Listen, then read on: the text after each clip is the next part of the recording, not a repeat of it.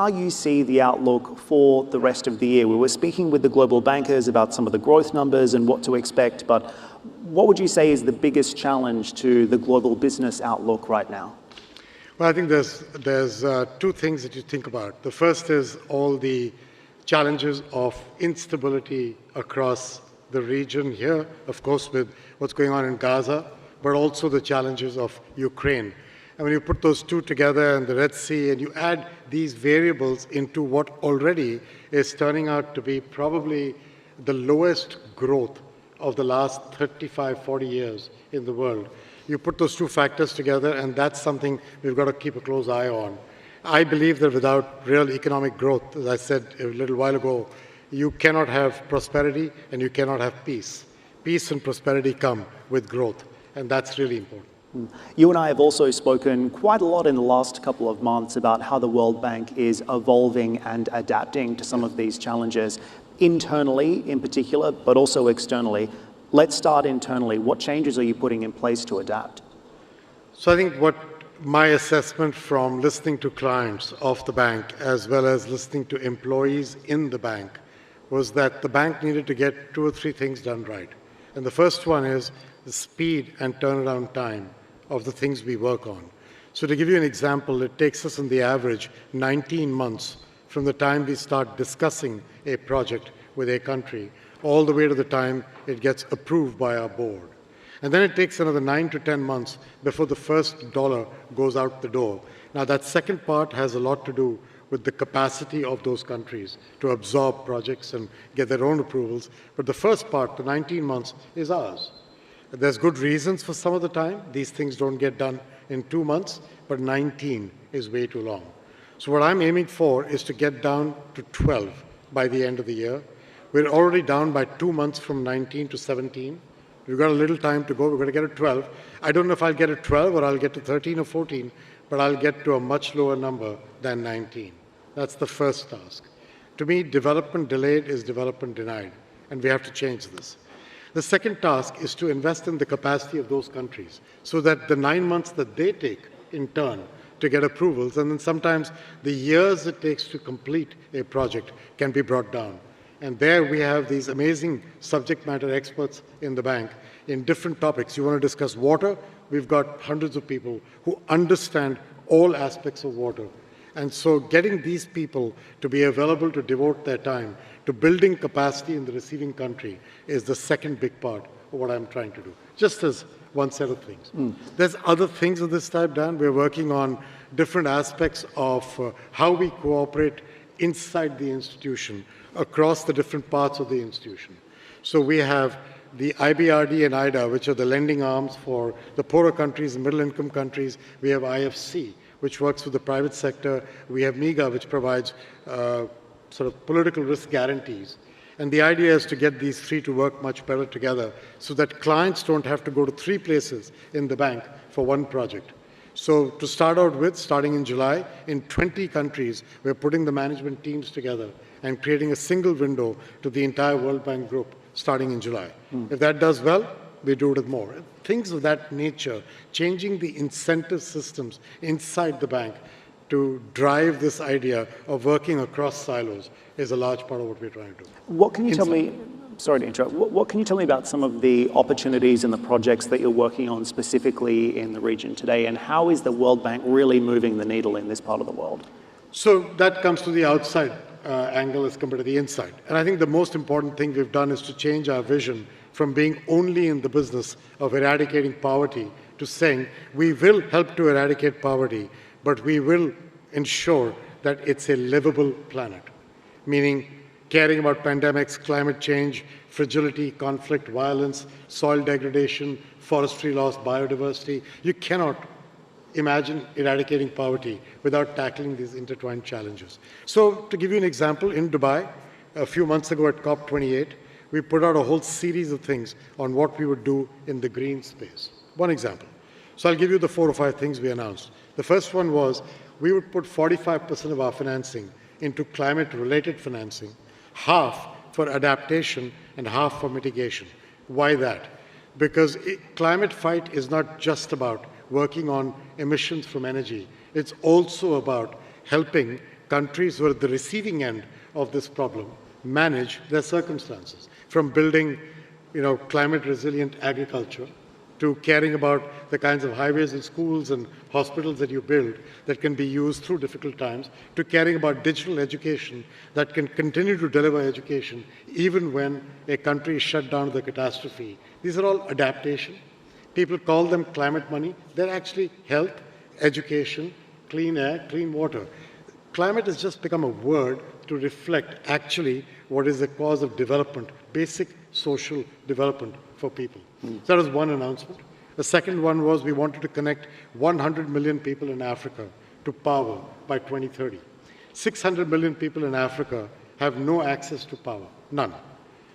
Power is a basic human right. And so connecting 100 million people by 2030 will require some money from our balance sheet, some money from the governments where we are going, but a substantial amount of money from the private sector. And that's part of what we are trying to do as a second commitment. The third one was to attack methane, not just the methane from oil flaring and losses in distribution, but from rice paddy cultivation, from the management of livestock, and from waste management. These don't require trillions of dollars. They are doable. We have projects that make sense. We know the numbers. We understand how to make it work. The question is to get them to scale in more countries, and that's the third commitment. And the fourth one was to work on helping small states be able to survive a climate catastrophe, meaning if they go through a catastrophe, even if you're a middle-income country like Barbados, where Mia Mottley is the Prime Minister and his friend, she would lose double digits of her country's GDP in a few hours with a climate catastrophe. What the bank will do at that time is suspend all debt repayments, capital and interest for 2 years, and absorb that cost out of our own income and balance sheet so that she can focus on her people and not repaying our loans for those 2 years. And then the last item is a voluntary carbon market for forestry, where we are involved with the forestry projects in an effort to certify the environmental and social integrity of those credits so we can create a real market in these so money can flow from the developed world to the developing world in a voluntary way. And that's just one set of examples. The financing commitment out of COP was extraordinary, and I remember when the World Bank made that announcement, 45% up from 25%. And one of the questions I was asking at the time was, where is the money going to come from? And secondly, how secure is that financing, particularly if we saw a change of leadership in the United States, for example? Right. So the financing is coming mostly by, remember, when you say climate financing, if half of it is adaptation, adaptation includes healthcare and education and hospitals and schools and infrastructure and roads. And so that actually is just understanding where our money should go and ensuring that it's targeted to real climate adaptation. That's one important aspect of it. The second part of it is we're going through a series of capital adequacy measures which have been set up as a result of the G20 expert framework. That's raising new capital. In fact, we're sitting in the UAE, which is a generous contributor to that kind of new capital, and so on. So what do you see as the most immediate near-term funding challenge? Well, I think the real issue here is, at COP28, we talked about a large amount of funding to go into renewable energy. We talked about creating a loss and damage fund for the future. This is going to require large amounts of money. The reality is the developed countries of the world no longer, currently at least, have the fiscal headroom to be able to put large sums of money to work on something like this. To me, that is a big challenge. I think one of the better ways of thinking about this, aside from what we can do with leveraging our own balance sheets, is to think about what to do with the private sector.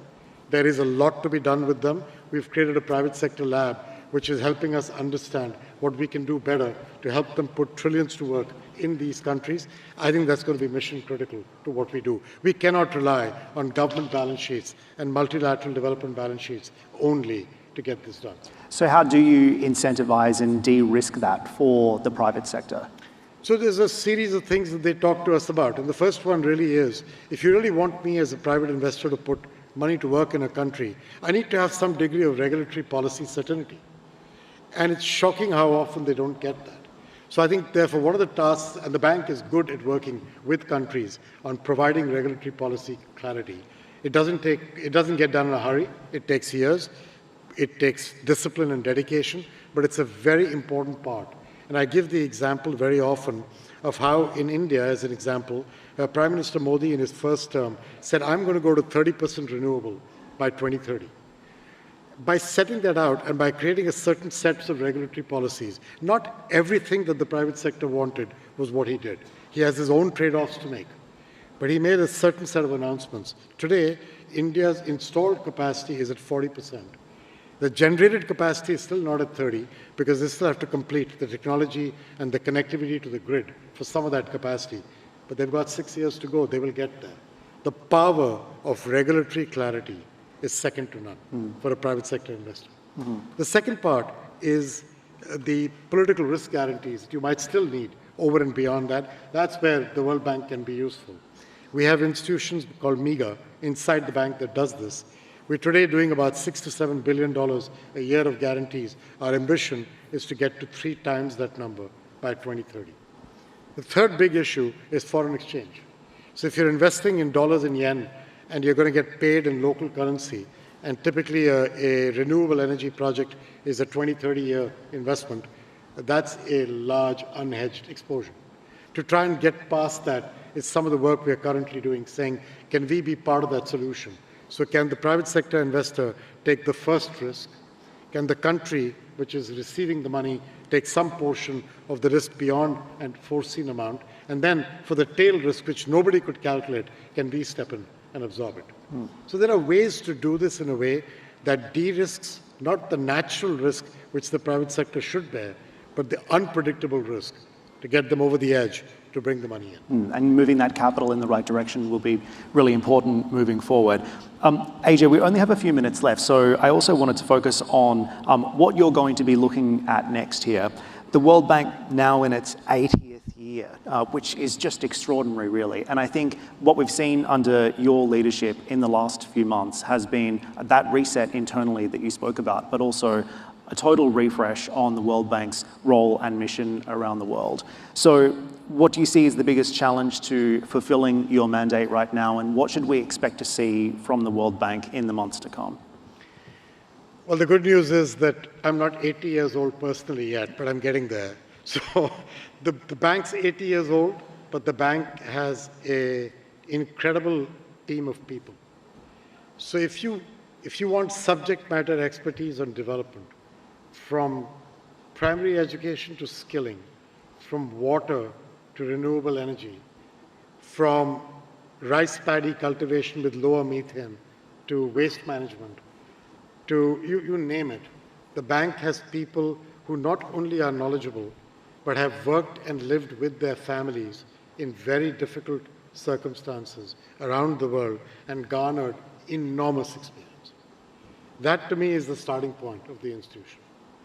And it's the strength of the institution. Finding a way to enable them to focus on where our priorities should go in the coming period is my task. And I define that as I said, eradicating poverty on a livable planet. Focusing on women and young people. Women because that's half the population, and if you enable them to participate in a productive way in our society, you change the entire dynamic of growth in the coming 10 to 20 years. The second, the youth, is because the Global South is full of young people, more so than other countries. They describe that as a demographic dividend, and I think that's true if these young people get access to clean air, clean water, healthcare, and education when they're growing up, but then most importantly, a job when they're eligible. And I think if you don't do that well, then that demographic dividend runs the risk of becoming a very serious demographic liability for all of us. And I think, therefore, focusing on women and focusing on young people is mission critical for the next decade and two. And that's kind of the first definition. The second part of what we're trying to do is to work better with the private sector, we talked about that, but also work better with other multilateral institutions. We need to get all shoulders to the wheel.